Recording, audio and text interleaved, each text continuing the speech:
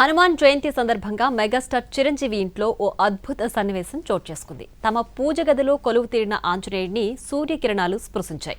ఈ అపురూపమైన దృశ్యాన్ని నెట్టింట తన అభిమానులతో పంచుకున్నారు చిరు.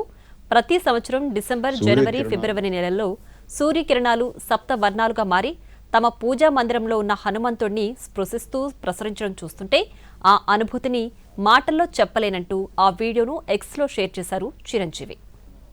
శ్రీ హనుమత్ జయంతి సందర్భంగా మా పూజా మందిరంలో జరుగుతున్న ఒక విశేషాన్ని మీతో పంచుకోవాలని ఈ వీడియో చేస్తున్నాం.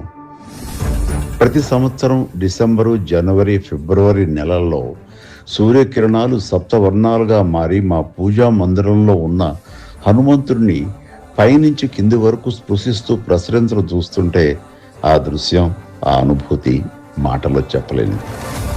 మనం అయోధ్యలో బాలరాముడి నుదుటిపై సూర్యకాంతి ప్రసరించి మెరుస్తున్న అద్భుతాన్ని చూశాం.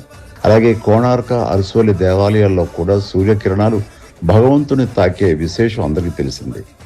అలాంటి దైవానుభూతి మా ఇంట్లోనూ ఆంజనేయుని స్పృశించటం, అది మా పూర్వజన్మ సుకృతంగా భావిస్తుంది.